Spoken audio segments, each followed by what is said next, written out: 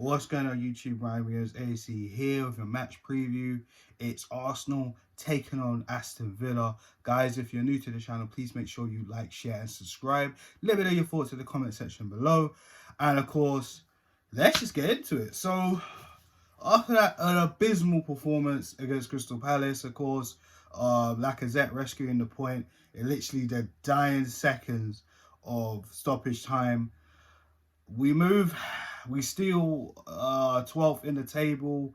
We are facing Aston Villa, and let's face it, they exactly not on good form themselves. Of course, like I previously mentioned in the previous video, they did go up 2-0 against Wolves to later on lose it 3-2 at the end of the game. So they're going to be chomping at the bit.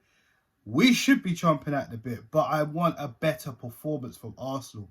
I mean, the way we were pretty much played off the park by Crystal Palace, we got the goal from Pepe's shot, which was obviously pushed out away from the Palace keeper, and Aubameyang literally getting the tap in. But after that, Crystal Palace just got into the game, and we all remember the rest. 2 goals conceded in the second half, and then Palace were just there. And then, of course, substitutions mixed up, basically changed the game, but it still wasn't good enough. So we need something to seriously happen, because I'm not going to lie, guys. Me personally, I'm not very confident on this game. I'm going to be very, very real with you. I'm not confident on this game from that performance. And going into the next few games, to be honest with you guys, I'm not confident.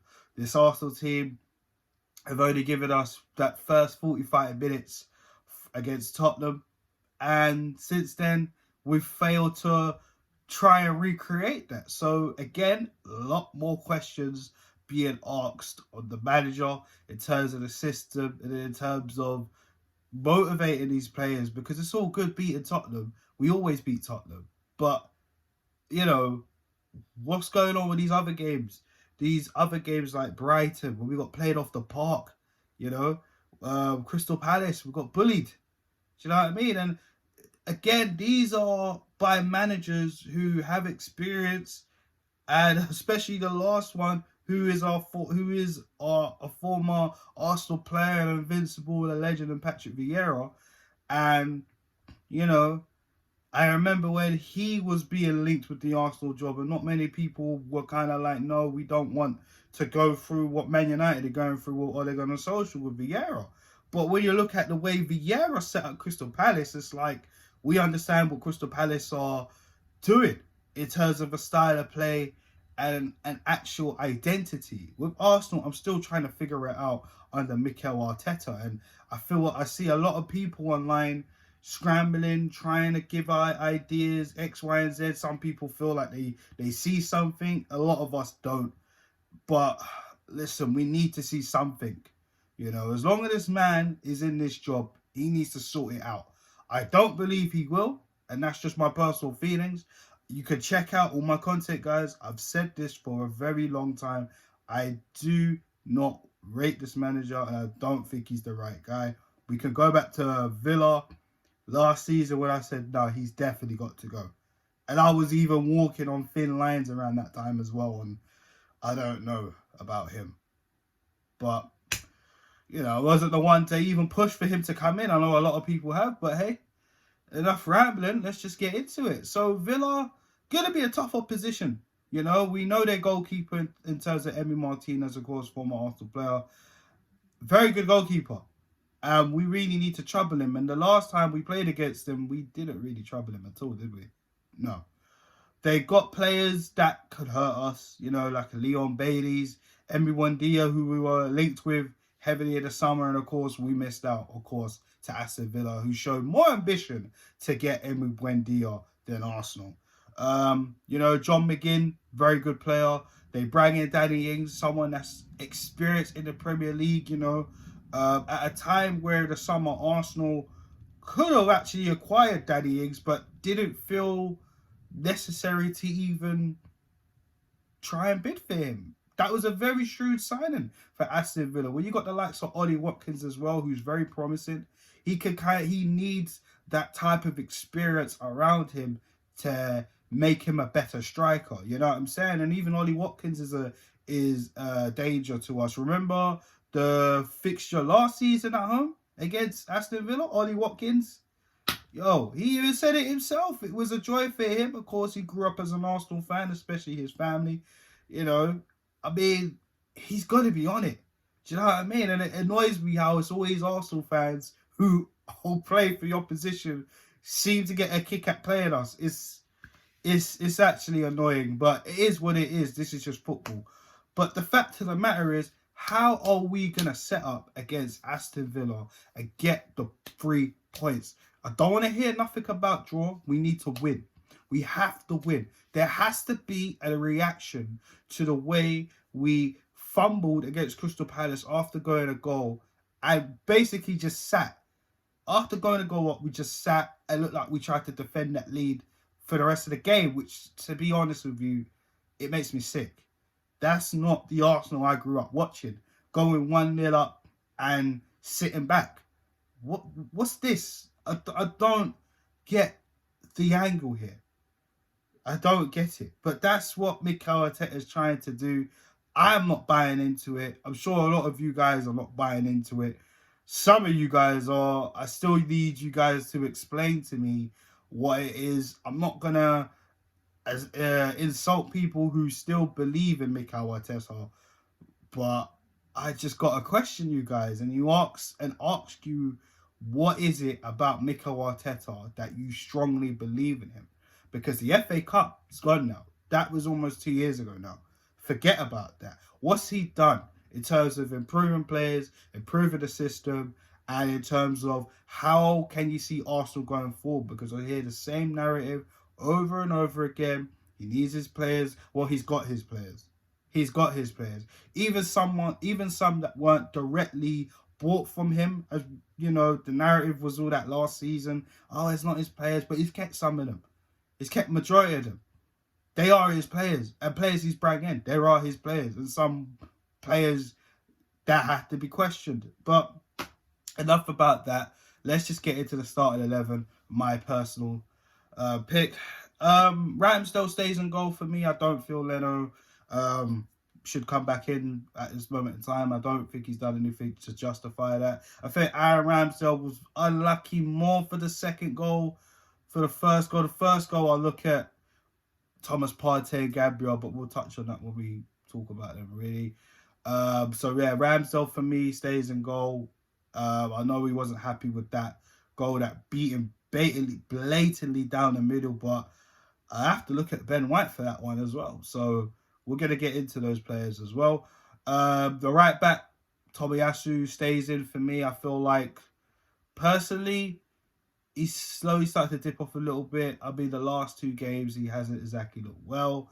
Especially the way he got caught out and the way Palace pressed him, you know, in order for him to pass to Partey and Partey making a mistake. You know, he's still figuring out the league. I'll give him benefit in the doubt. You know what I mean? I don't like making excuses for players personally. He's got to be doing better. And that's down to the manager as well as him. Because the manager is coaching these players and telling these players what to do tactically. So, yeah, Tomiyasu stays in there, but I need a better performance from him. I need him to go forward as well. But it's going to be tricky, especially with these wingers that Aston Villa do have. Centre-backs, Gabriel, Ben White, I need to see a lot better. So much more better. Both goals were down to you two. Both goals. The first goal, yes, Partey, we're going to get to Partey in a minute. But Gabriel, not going forward to put pressure on Benteke. I mean, Benteke it was easy. You let him go to his right foot and bang it bottom corner past Ramsdale. You know what I mean? And I felt like Gabriel was studied, as I did say in my match reaction. I wasn't happy with that. And, you know, you got to be doing better than that, Gabriel. For me, in my personal opinion, you're the best centre-back at this club. So you got to be doing better than that. But he keeps his place in the team. Ben White. Now, a lot of people have been questioning Ben White, especially his comments before the Palace game about, he didn't really watch a lot of football. He doesn't really watch a lot of football. He only analyzes himself. And, by the game he had against Palace, you kind of think to yourself, you should be watching a lot more football, mate. Because if you're talking about analysing you like to critique your game and analyse it, you need to be doing a lot better. The way you were backing up on Edouard, and basically let Edouard get the shot off. And the joke thing about it is, when he got the shot off, I didn't even see you try and block it. Tell me if I'm being harsh, but personally, I'm not. That is what I saw in my own eyes. I'm not blind. I know there's a lot of people that probably defend Ben White in the comment section, but for me, that was poor. You left Ramsdale for dead, and you blocked Ramsdale's view anyways. And look, the shot was too fucking powerful for Ramsdale to even deal with. Obviously, I would like to have hoped Ramsdale done better, but when you look at it, Ben White put him into trouble. But yeah, Ben White, you got to be doing a lot better. It's as simple as that. Kieran Tierney. I'm going to give you another go. And I genuinely like Kieran Tierney, but to be honest with you, I think this season he's been absolutely awful so far. I think if he has another bad game, I think Nuno Tavares should really go and get a shot, to be honest with you. Tierney hasn't really not looked at the levels or the heights he has pushed himself so far at Arsenal Football Club, especially last season, even when he came in. I know it's injuries, he's had a lot of injuries, but to be honest with you, he's looked fine, but his performance has not been great. His crossing has been not great at all. I just think he should really, I know he bombs down the pitch, but I think he should really stop doing that. I've got to be honest. I mean, in terms of chances creation, even when he's crossing it, no one's in the box. And that's down to the strikers and the attackers really. But I think he really should try and mix it up, because it's just, look at the way Crystal Palace snuffed him out. I mean, Jordan Ayew had him on ropes. And even Patrick Vieira even came out and even spoke about the trouble Kieran Tierney was giving them and how they just nullified him. So look how easy that was for that to be sorted. And they know Kieran Tierney's a source of creation. So a lot of teams are going to know this already. So this is what I'm saying. Things need to change. So Kieran Tierney, left back. The midfield really annoyed the hell out of me for the last few games, to be honest. I've said this before and I've said it again. Why did we not get a DM? Thomas Partey hasn't got the defensive capabilities that we need to shut down things. I'm sorry, but I'm just keeping it real with you guys. So the two pivots, it's annoying because I want to give Lokonga another go, but I've seen enough of Partey and Lokonga double pivot. I just think they're too similar in the way they play. And, I think Lokonga needs to be a little bit quicker on the ball in terms of passing and that. We know he's got it in his locker, but I feel like Lokonga's a little bit more nervous because he knows he's got to come in. And, this is the wonder how bad we are. This is still a big club. Let's be honest. It's still a big club, in name and stature. But right now, we are looking like a very small club. And I'm being honest with you guys. Now, it hurts me to say that, but that is really what is going down right now. All right? But in the middle, I'm going to go with something different. You guys are probably going to kill me for this. But I can't see Partey and Lokonga in the pivot anymore. I'm sorry. I'm actually gonna go with probably maybe Partey and Mohamed El Neni. And the reason why I say Mohamed El Neni, I was gonna pick Maitland-Niles, but to be honest with you, I'm not sure if he could do it in the midfield either. But El Neni, I don't know. I just can't see Lokonga and Partey in that pivot. I just don't think it works anymore. I really don't think it works. It's either down to Arteta in the way he's coaching them, or it just doesn't work. Because like I said, those two can't hold. And, one of them needs to go forward while the other one covers, vice versa. I can't trust neither of them together until I see something works on the coaching by the coaches or Arteta. So, yeah. Sorry, guys. I'm just being real. Partey, El Nene. Yeah. Try it. Number 10.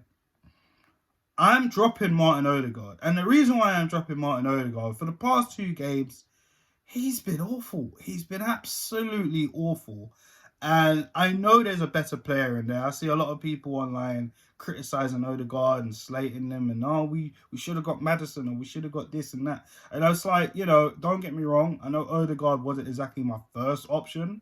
I said I wouldn't have minded Odegaard, provided we get a DM, provided we get good cover, and providing we change the style of play. All those haven't happened, and he is one of many players who are suffering under this manager. The guy is actually talented. Trust me. I know this guy is talented. But again, I just look at Arteta. Arteta is costing him. So right now, he's not really looking good. I'm actually putting Emile Smith-Rowe in that number 10 because we're going to need it. We're going to need it, especially with that midfield of, Douglas Luiz, John McGinn. These Aston Villa players are, trust me, their midfield is looking kind of better than ours at the minute. Let's be real, So that's for me. Now, the flanks. Now, we know Saka actually didn't train with the team this week after the Palace game. So, more than likely, he's going to be out for this game. So, for me, this is going to be a tough one.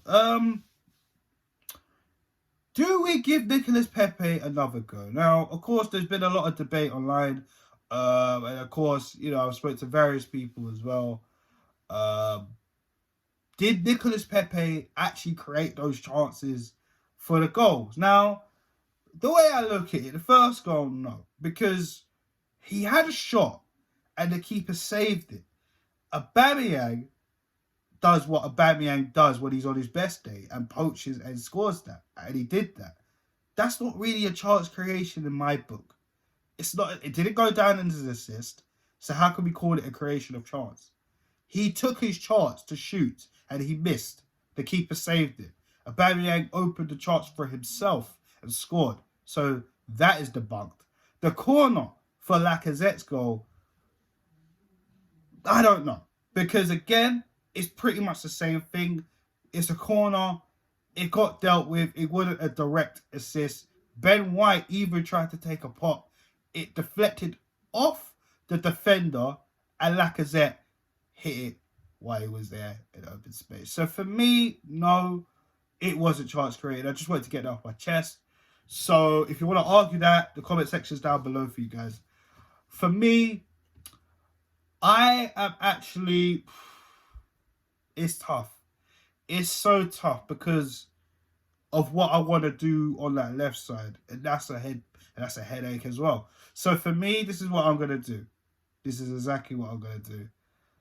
I am going to give Nicolas Pepe another chance. Right? And this is the issue. Where do I put him? Do I put him on the left? Or do I put him on the right? You guys let me know in the comment section what you would do. Because I think Pepe needs to play on that left. But if I'm going to be honest with you guys, I think Gabriel Martinelli needs to start. Martinelli needs to start. It's as simple as that. So for me, I need to see some interchange. I'm going to put Pepe on the left and actually give Martinelli a go on the right. That might be crazy because both players can play on the right. Martinelli, a lot of people are clamoring for him down the middle, which I understand. But to be honest with you guys, I actually don't think he's been coached enough to play in that middle under Arteta. So I think he should play out on the wide for now. For now. But him and Pepe, I want them to interchange throughout the game. And up top.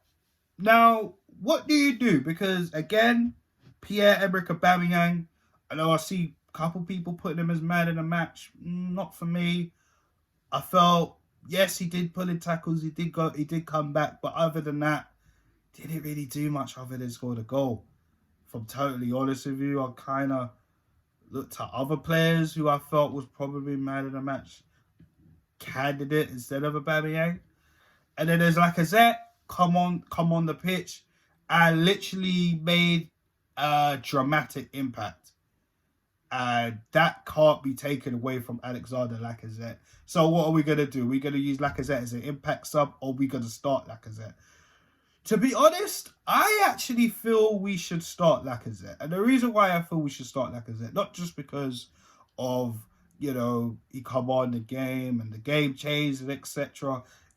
I feel that he brings in the players a lot more to Aubameyang. Aubameyang, you kind of need to feed him more. With Lacazette, his off-the-ball work is a lot more impactful than a Pierre-Emerick Aubameyang. That's just my personal opinion.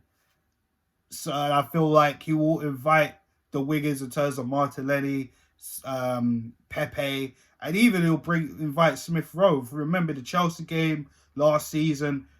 Look at the way Lacazette was so instrumental in Martinelli, Saka, and Emile Smith Rowe's play in that game.